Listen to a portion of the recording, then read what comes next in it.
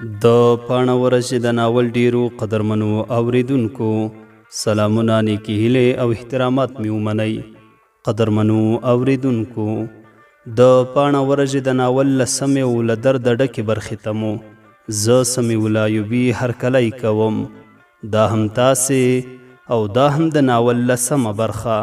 امید لرم چې تر پایه پورې راسره واورئ.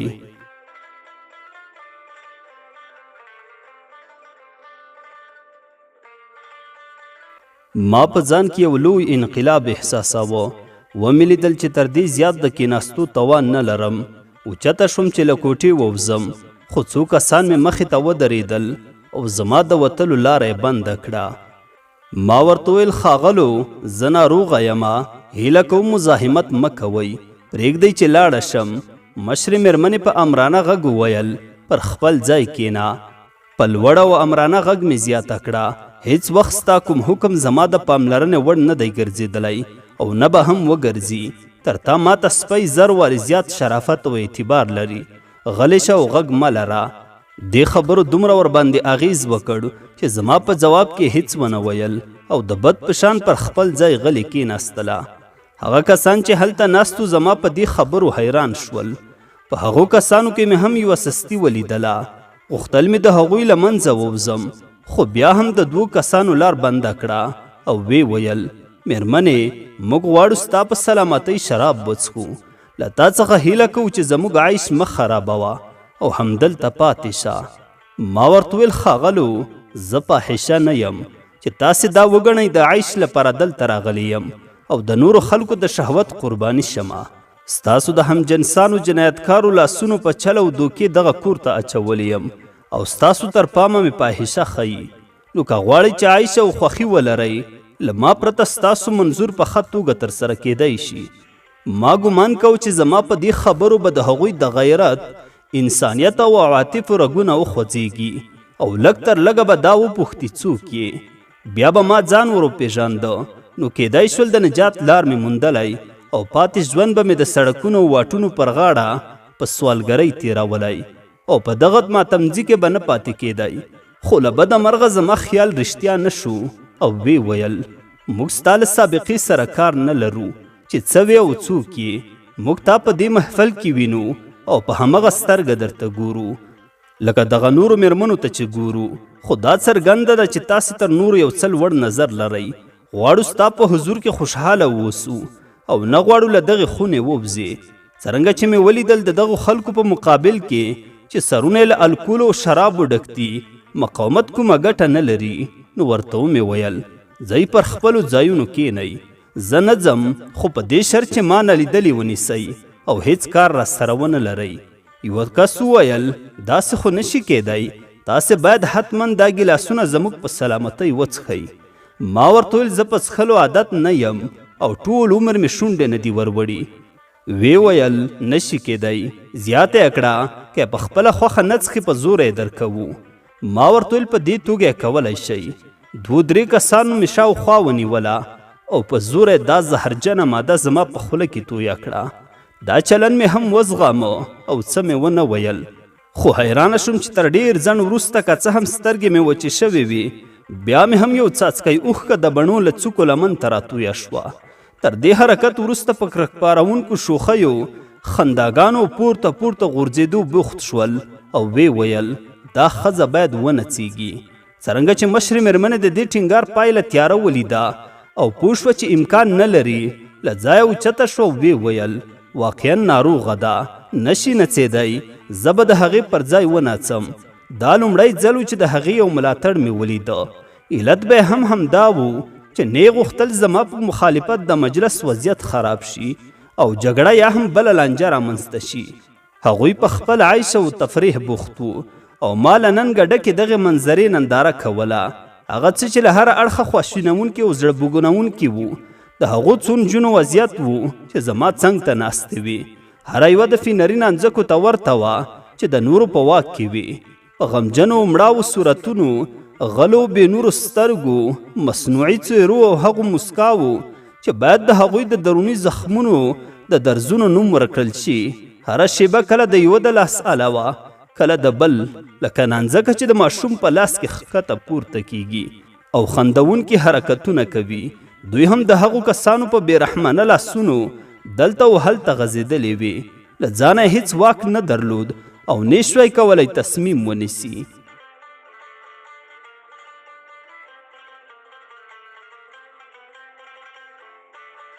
زغم مې پای ته ورسېده.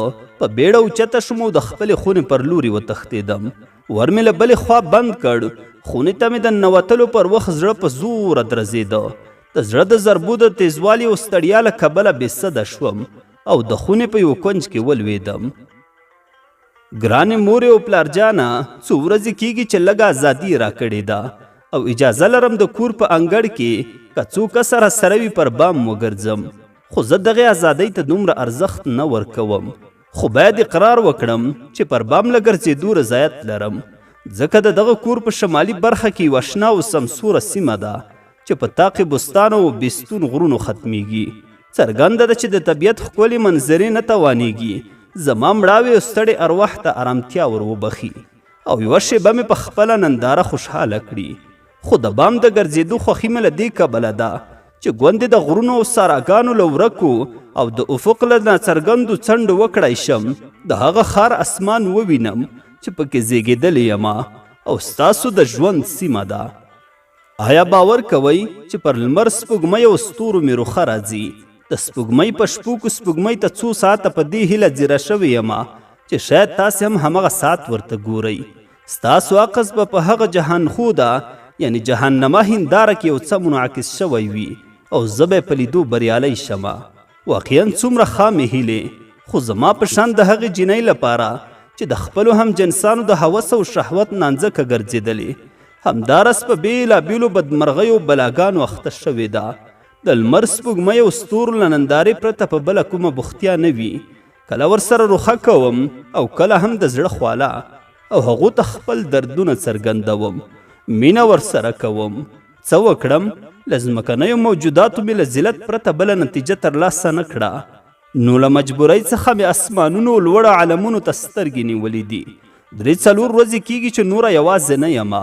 اوس هغه کسان چې په دغه کور کې استوګن دي راته راځي او ځي او له ما سره یې مینه پیدا شوې ده. زما لومړنۍ ساتونکې آسیا څو ورځې نه ښکارېده، خو له نیکه مرغه پرون مې ولیده. هغه جنۍ چې تصمیم یې نیولی و د هرې ناخوالې په مقابل کې به مسکه او خوشحاله وي. دنیا او مپیها ته به د تمسخر په سترګه کتل. له هغې ورځې چې ملیحې له دنیا سره مخه وکړه په اخلاقو او احوالو کې فاحش بدلونونه څرګند شوي. تل د غم د مرغه په شان په یوه کونج کې خواشینې کینی او فکر کوي. اوس یې هېڅوک هم مسکه او خندانه نه ویني. خو د حیرانۍ وړ دا ده چې پر دې بدلون سربیره د مشرې مېرمنې په مقابل کې د خپل اطاعت درجه ټیټه نه کړه. دا هم یو عجیب او غریب مخلوق دی. نن یې فاحشې ویل، پرون یې لیدلې وه چې ژړل یې. کله چې دا خبره مشرې مېرمنې ته رسېدلې وه او له هغې څخه یې سبب پوښتلی و، هغه بیخي منکره شوې وه. نه پوهېږم هغې ته به څه فکرونه پیدا شوي وي، خو پر ژوند یې ویرېږم چې هغه هم خپله ځواني او ښکلا د عزت او ناموس په دې وژنځي کې له لاسه ورنه کړي او دلته ونه مري. د اوس لپاره د هغې په اړه څه نه لیکم.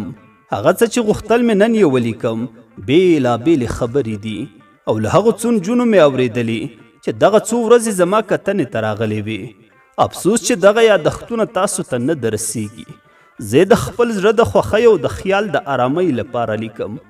مورجانې، له هغو کسانو سره مې چې تر اوسه کتلي یا خبرې کړي، قسم خورم یوه هم فاحشه نه ده. یو دوه یې د فقر او نستۍ له کبله دغه کار ته مخه کړي.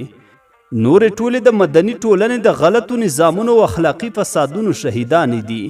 یوه د مور د ناسم چلند له کبله فاحشه شوې، بله بیا د یو ښکلي خو شهوت پرست او خاین ځوان لخوا څا ته اچول شوې ده. لنډه دا چې کله هر چا د هغې د فاحشه کېدو په اړه وپوښتې، همدا یو ځواب به واورې. په هغو کې به یوه هم پیدا نه کړي چې په خپله خوښه او د خپل شهواني او حیواني طبیعت له مخې دغه کار ته مخه کړي وي. له بله پلوه د هغې ژوند په فاحشه خانو کې دومره له ظلم او ځور سره مل دی. همدارز هغه خدمتونه چې هغوی ته سپارل کیږي دومره شرمونکي او له ستړیاو ډک دي چې قسم خورم د ځمکې د بدمرغو انسانانو ژوند د دوی تر ژونده غوره دی.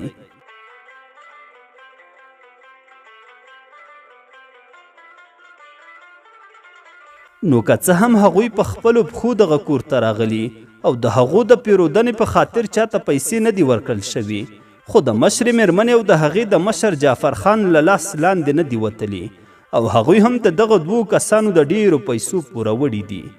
ما ورنه وپوښتل له څه درکه دوی پیسې پر تاسو باندې دي؟ هغې راته وویل د خوړو، د کوټې د کرایې، د فرش او هغو سامانونو له کبله چې هرې خونې ته برابر شوي دي. دغه ګاڼې چې د هرکلي پر وخت زموږ په غاړه او سر باندې راځړېږي، هر سهار مجبوره یو بیرته یې مشرې مېرمنې ته وسپارو. ان هغه لګښتونه چې د میلمنو د رابلنې له کبله راځي، همداراز په دې برخه کې نور مصرفونه هم په موږ پورې اړه نیسي. دا هغه پورونه دي چې موږ یې باید د عمر تر پایه ورکړو او دا هیڅ وخت نه تمامیږي. ما ورته وویل نو هغه پیسې څه شوې چې ستاسو له اړخه یې له خلکو اخلي؟ هغې راته وویل زموږ پور باید له همدې لارې ادا شي، که زرګونه میلیونونه هم ورکړو ادا به نه شي. ما ورته وویل نو هغه ګاڼې په تاسو پورې اړه نه لري؟ هغې راته وویل په ظاهر یې لري خو په معنا کې نه. که څه هم د هغو د قیمت په سلګونو برابره مو ورکړی، خو بیا هم د قیمت پوره کول زموږ پر غاړه دي. خو دغه ګاڼې یوازې څو ساعته له موږ سره وي. ما ورته وویل هغه کسان چې دلته راځي هغوی خو خپل مصرف ورکوي، دا هم په تاسو پورې اړه نیسي؟ هغې راته وویل هو، دا هم زموږ په پور کې حسابیږي. خپلواک نه یاست او ګرځېدو ته نه ځئ؟ هغې راته وویل نه. ما ورته وویل نو ولې شکایت نه کوئ؟ هغې راته وویل چاته یې وکړو؟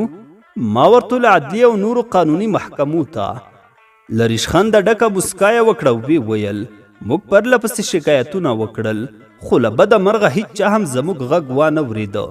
د مشرې مېرمنې دفتر داسې تنظیم شوی که هرې محکمې ته دا خبره ورسیږي زموږ شکایت غلط ګڼل کیږي او هغه حق په جانبه ګڼي. ما ورته وویل ولې نه تښتئ؟ تر څه وخته پورې به دغه عذاب او شکنجې ته ځانونه سپارئ؟ هغې راته وویل چیرې وتښتو؟ له دنیا او آخرته شړل شوي یو، هیڅ ځای ته هم لار نه لرو. له لوږې به ومرو، له ناچارۍ څخه دغه سپک ستونزمن او له ننګه ډک ژوند ته دوام ورکوو. دغو خبرو دومره اغیز را باندې وکړ چې د ځان غم او خواشیني مې هیره کړه او د هغو پر حال مې لپې لپې اوښکې تویې کړې. ګرانې مورې، دا هم د یوې ډلې انسانانو وضعیت دی. کومه دې هغه ځوانمرده چې دغې ډلې ته د ترحم په سترګه وګوري، کومه دې هغه عدالت او انسانیت چې د دوی غچ واخلي او دغو جنایتکارو ته خاتمه ورکړي. قوانین تل د کمزورو خلکو ګریوان نیسي او له زورورو سره کار نه لري. که شتمن او بډای خلک زرګونه ظلمونه او جنایتونه هم وکړي، د قانون لاس نه ورغځېږي، بلکې دغه قوانین تل د مظلومینو او بېګناو په لمن پورې نښلي او هغوی تورو څاګانو د ټکولو او وهلو زنځیر یا هم د دار کړیو ته کش کوي. که فاحشې شکایت وکړي او کومې محکمې ته زارۍ وکړي، که په حقه هم هېڅوک شکایت نه اوري، که محکمو ته هر څومره قوي دلیلونه هم وویل شي، بس یوازې یو توری به اوري چې فاحشه ده، که نه وی فاحشه کېدله به نه. بل څوک نشته چې یا یې دفاع وکړي یا هم ثابته کړي چې هغه فاحشه نه ده، بلکې چاپېریال او ټولنې د فحشا کندې ته ورټیل وهلې ده. تر فاحشې بل مظلوم، بیچاره، بدمرغه او بېنوا موجود نشته. یوازینی جرم او ګناه یې دا ده چې هغه هم د نورو انسانانو په شان له خپل ژوند سره مینه او د ژوند لپاره معاش ته اړتیا لري. خو داسې څوک نشته چې د فاحشه کېدو لامل یې وڅېړي او دا څرګنده کړي چې د فحشا نړۍ ته یې څنګه مخه کړه. همداراز د هغو د لرې کولو په برخه کې اقدام وکړي. بس په پټو سترګو د هغوی پر محکومیت قضاوت کوي. هو کې فاحشه په مرګ محکومه ده ځکه چې بدمرغه او کمزوري ده. دا د طبیعت قاعده ده چې کمزوري خلک په مرګ او نیستۍ محکوم دي. ژوند د هغو ښاغلو آغلو دی چې د زیږېدو له پیله تر مرګه پورې د عزت او هوسایي په زانګو کې ویده دي، وده کوي او خپله هوسایي د نورو په تکلیف کې لټوي، تر لاس لاندې خلکو باندې ظلم کوي، د ده او هغه د لاس حاصل لوټي او په نتیجه کې د کور، ماڼۍ، موټر، مزدورانو خوندان شوي او له انسانیت څخه یوازې ظاهري بڼه خپله کړې ده. په کبر و غرور یې اکتفا کړې او په همدې بڼې 50-80 کاله ژوند کړی او ډېر شته د میراث په ډول خپلو بچو ته پریښي دي. خواران، نستمن، کمزوري او هغه بیچاره خلک د دغه طبقې د بېپروایۍ له کبله دغه حال ته لوېدلي دي. دوی خپله لږه شتمني هم د دې وضعیت ښه والی د فرهنګ غوړېدو او د خیریه چارو لپاره نه ده سپارلې او خپلو هم جنسانو ته یې د دغه محنت ناکه وضع برابره کړې ده. همداراز هغوی دغه ذلت او خوارۍ ته یې پرېښي. دوی د ټولنې میکروب ګڼل شوی نو باید ووژل شي او د وجود له پاڼې څخه پاک شي.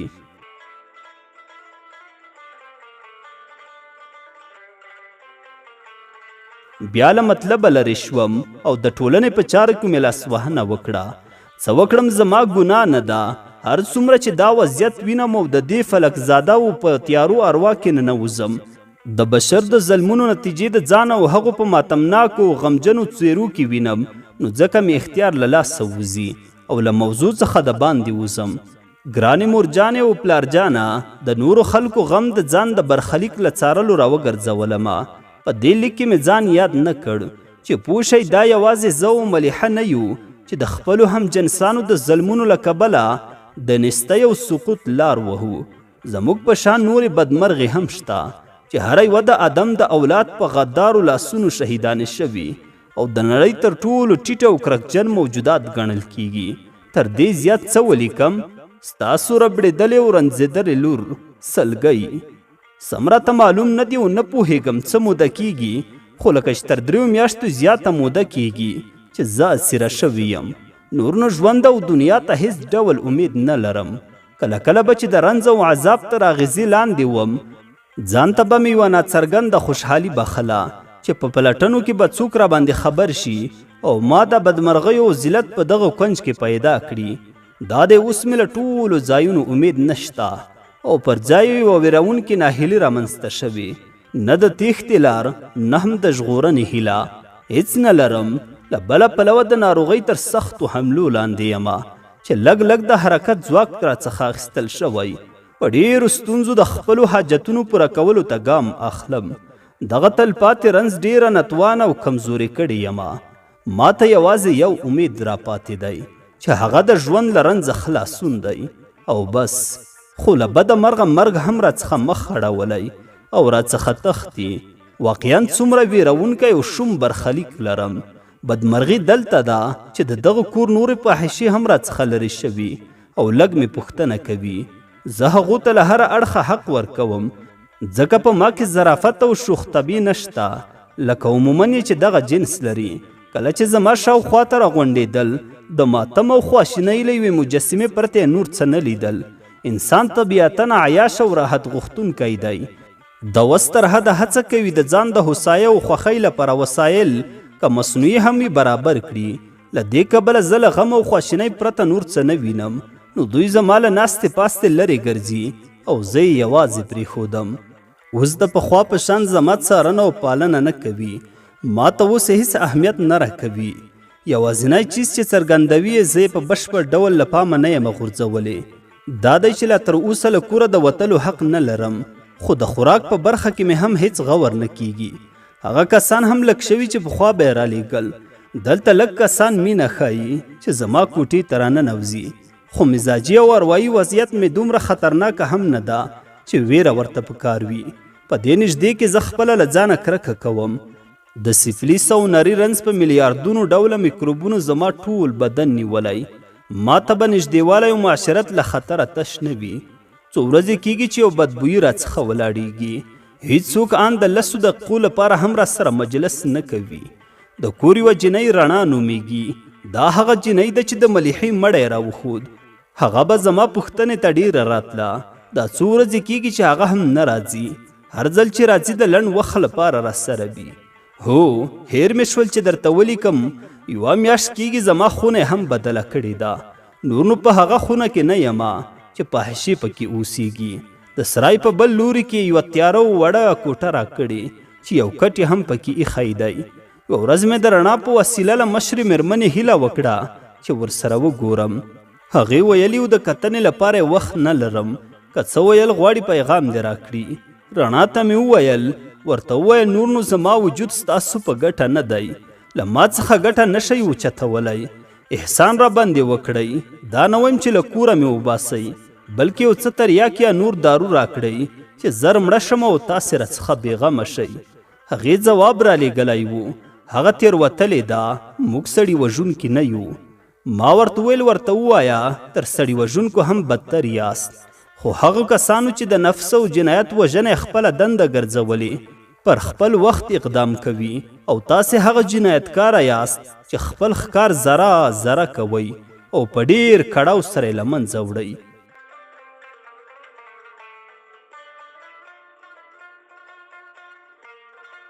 یوه ورځ چې له هلاکوونکي حالت سره لاس و ګریوان وم او د بیړني مرګ لپاره مې د خدای دربار ته دعاوې کولې. رڼا چې 10-12 ورځې زما کتنې ته نه وه راغلې، په خوښۍ سره راننوته او ویې ویل ستاسو له وطن یعنې رشد څخه یو نوی مسافر راغلی دی. دغه خبر سخت ټکان راکړ. ما ورته ویل نر دی او که ښځه؟ هغې راته ویل دغه کور ته چې راځي عموما ښځې او فاحشې وي. ما ورته ویل څوک ده؟ نوم یې څه دی؟ هغې راته ویل نوم یې کشور دی او اصلا له رشد څخه ده. ما ورته ویل له هغې څخه هیله وکړه چې زما کوټې ته راشي. هغې راته ویل کوشش کوم.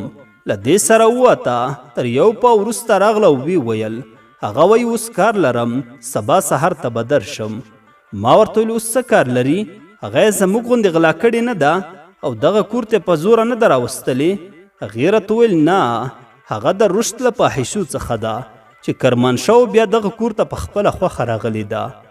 ما ورته ویل نو چې داسې ده زه د لیدلو لیواله نه یم. هغې راته ویل ولې؟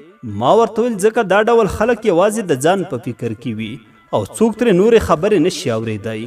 هغې راته ویل نو کیدای شي ستاسو له کورنۍ څخه خبره وي. په دې خبره ډېره خوشحاله شوم او لیدو ته یې ډېره تږې شومه.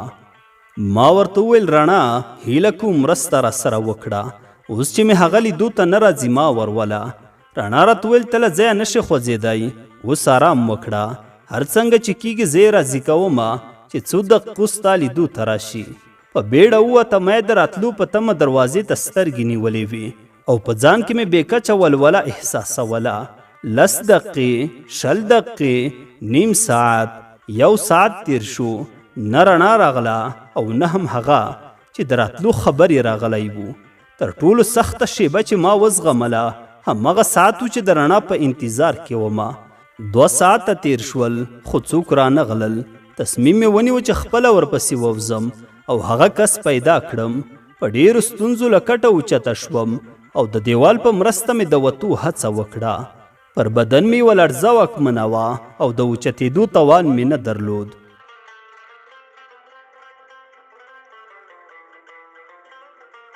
د پاڼه ورځې د ناول ډېرو قدرمنو اوریدونکو، دا وه د ناول 10مه برخه.